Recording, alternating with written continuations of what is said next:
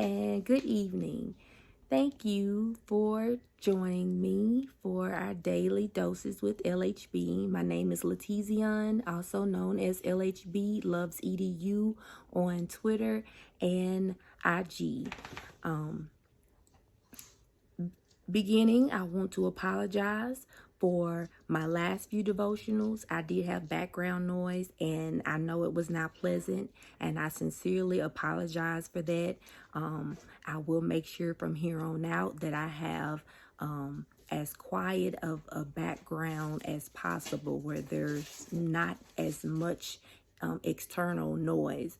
But when I get in my mind and in my spirit to read my devotionals, I don't think about all the things around me that's going on. It's like I'm glued here and the book and just trying to make those connections. So I had a sweet person reach out to me and said, Miss B, when you do your recordings, make sure that you have areas where there isn't much background, because when you speak, people are going to want to hear you.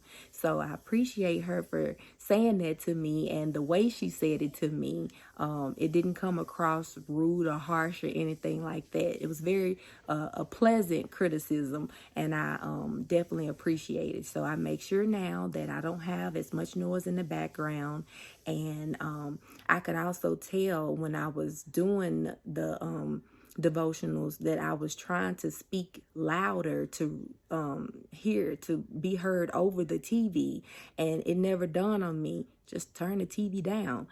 But I wasn't thinking about that. When I get in these moments, my moments are stuck on the word that I'm trying to share, and hope that I'm able to connect or resonate with someone about it. So again, my apologies for the background noise, and I will do my best to make sure that I don't have much background noise again. So another thing, I'm doing a different devotional reading today. My mind was pulled to this particular devotional book because usually there are two devotionals that I use, but in the midst of going through the day, my mind was drawn to this particular devotional book. And then when I sat down and read the devotions, it sat with me, and I was like, okay, this is why my mind was pulled to this one, because this is what I needed to share. So our first one, and we're gonna have two, but they're not long. And our first one is entitled Stand Up on the Inside.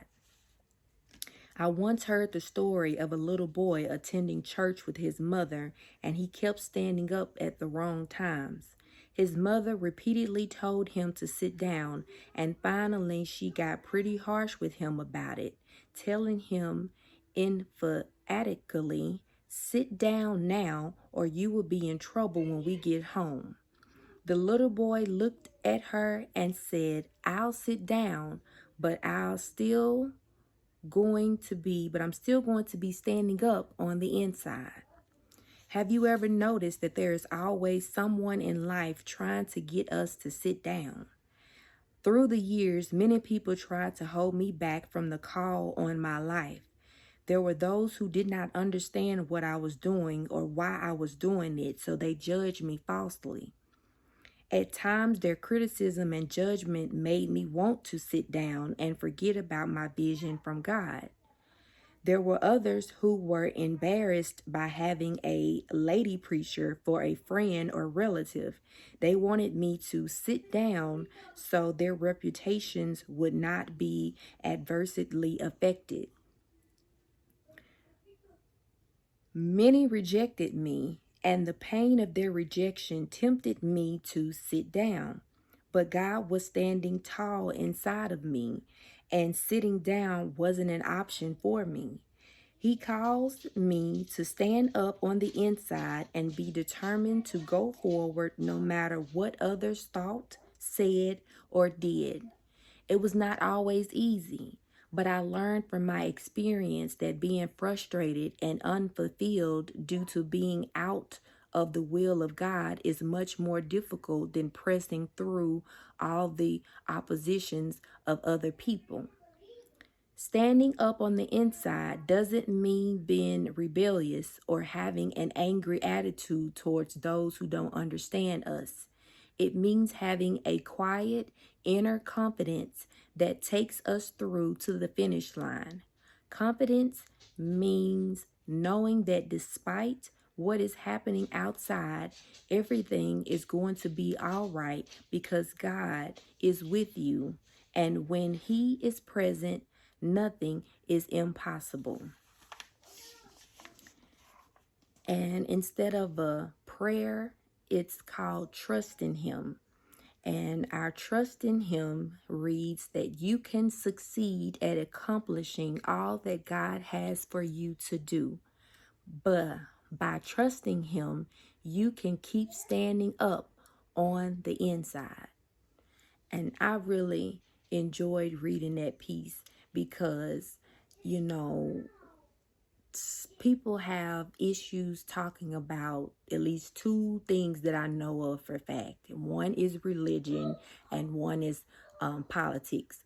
And me personally, I try to stay away from at one point in time, I always tried to stay away from religion and politics. That was just two things that I'm like, I'm not going there with anybody about it. I'm a Christian. I do believe, but I just didn't feel like it was my place to spread my message or share with someone something that hit home with me that may necessarily hit home with them as well. So there was a point in time where I wasn't this freely open about discussing God and my relationship that I have with Him. Politics, I still I don't really get into it. I don't really get into it. A part of me wants to be an activist so bad and speak my truths about certain things, but that's just the line that I don't know if I'm ready to cross yet. So I'm taking my steps step by step, and I'm learning through my experiences and gaining growth. So I just wanted to give you that one. And our last one for today is called The Key to Your Future is Hope. Do you realize how important hope is to your mental, emotional, spiritual, and physical health? People without hope in their lives are destined to be miserable and depressed, feeling as if they are locked in the prison of their past.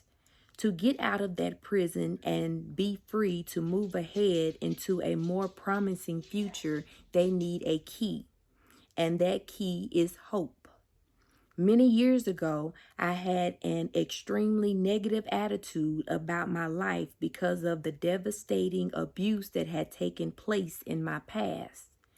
The result was that I expected people to hurt me, and so they did.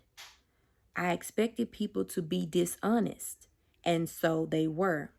I was afraid to believe anything good might happen in my life.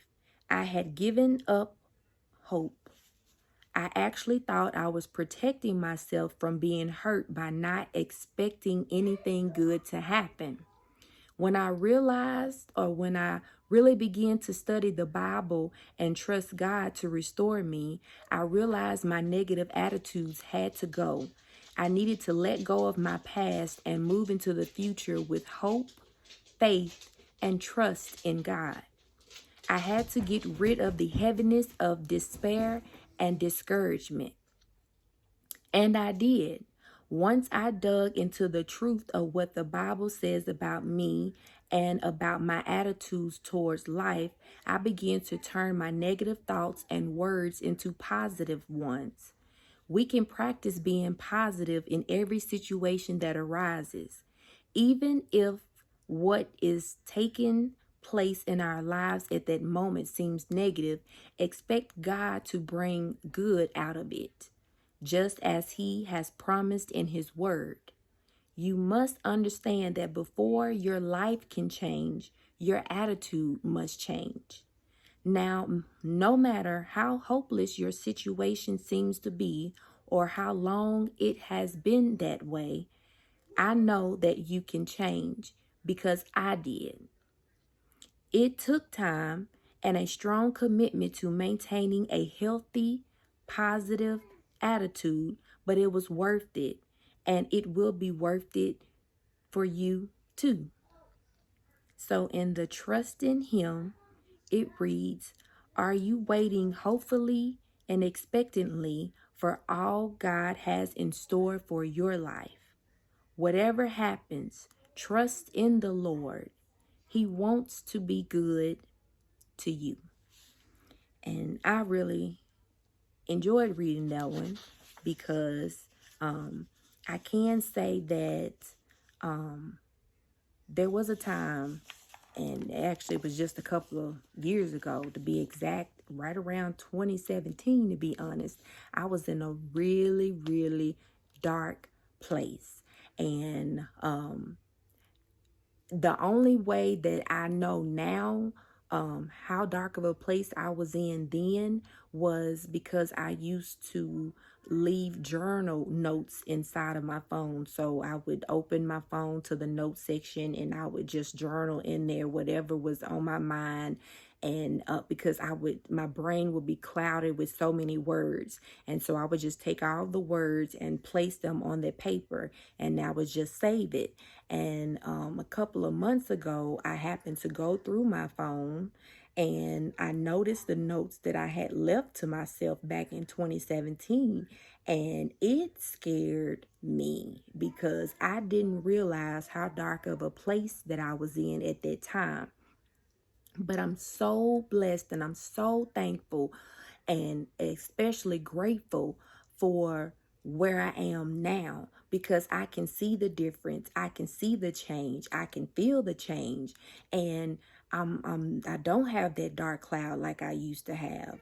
And I'm not bitter about things that used to really get to me. And it's like once you just start to let some things go and you pray about things and you keep that positive mindset. I can't stress how important it is to try to find the good in the mess or the message in the mess and not add to it. That is so important regardless of any situation you're in. And I know our country is still in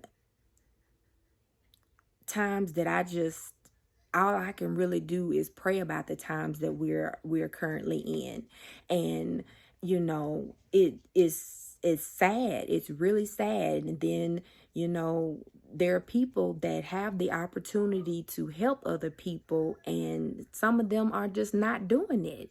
And that can go for people that we have elected to go into certain offices and they are not helping any of us around here. And I include myself in the mix too because people may always look at me or see what I do and think, oh, okay, she got bread, she got money. No, no, no, no, no. I just know that if I have it and someone needs it, I give what I can when I have. And I don't know. I don't know what to say about what we're currently going through, but I just know that we have to continue to pray about it and we have to try to find the good in each day. Waking up every morning is an absolute blessing, and waking up, and if you are mind, body, and able, that is a blessing in itself. And if you're able to help somebody, by all means, please help somebody. And even if you're just helping them by a prayer, if you're helping them by just sending them a note and just say, hey, look, I was thinking about you today, Or as I did today, I sent 30 people a message, just say, hey, I'm sending you positive vibes. I mean, you just never know what somebody is going through, and you never know what it is that you could do by just a simple message, or just by a simple smile, or just by a simple contact to say, hey, how are you doing? How that can change somebody's day, and in some cases change someone's life. So if you have the power in you to be able to make positive changes, you just have to make sure that you don't have that negative mindset, and that you pull with that positive mindset, and also have a growth mindset. Everything is not going to happen at one time.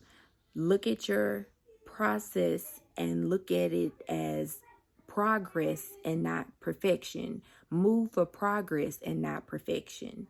So, I hope you have enjoyed this daily dose with LHB today. I've enjoyed sharing this with you, and I've enjoyed being able to be a living testimony about where I was almost 4 years ago, and actually where I am now. So, with that being said, this is LHB, and I'm signing out.